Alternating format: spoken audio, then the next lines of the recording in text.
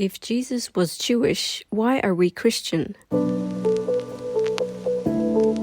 It is a real question, and when we look closely, the answer brings the whole Bible together in one beautiful story. Jesus was born into a Jewish family.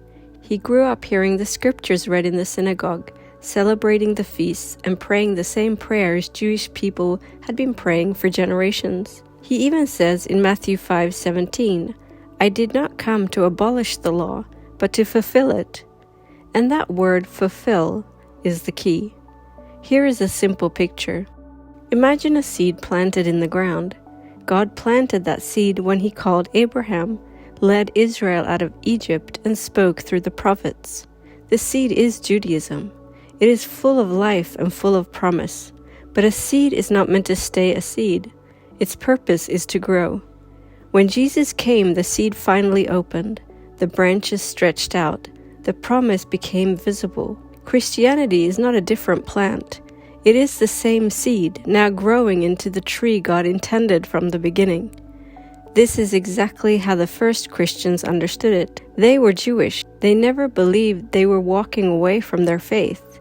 They believed the story of Israel had reached the moment the prophets had been pointing towards for centuries. Prophecies like Isaiah 53 describing a suffering servant, Micah 5 speaking of a ruler born in Bethlehem, Psalm 22 echoing the crucifixion.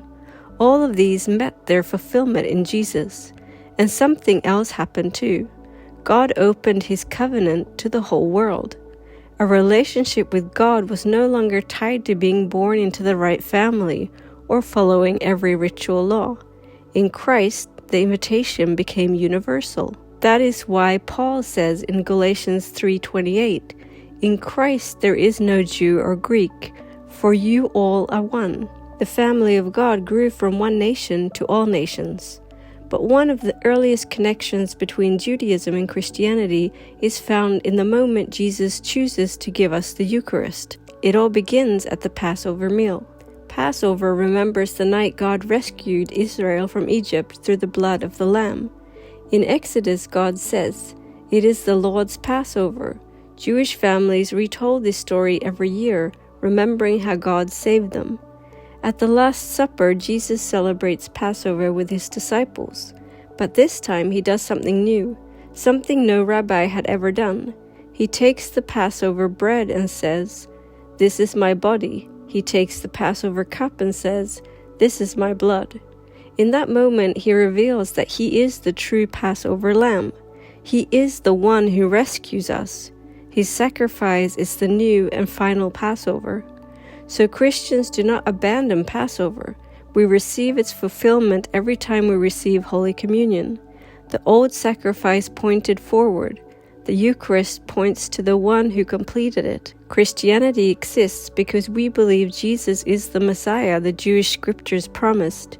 He did not replace God's plan. He completed it. He expanded it. He opened it to the world. Like a seed becoming a tree rooted in Israel, growing to shelter all people. Thank you for watching, and keep your eyes on him.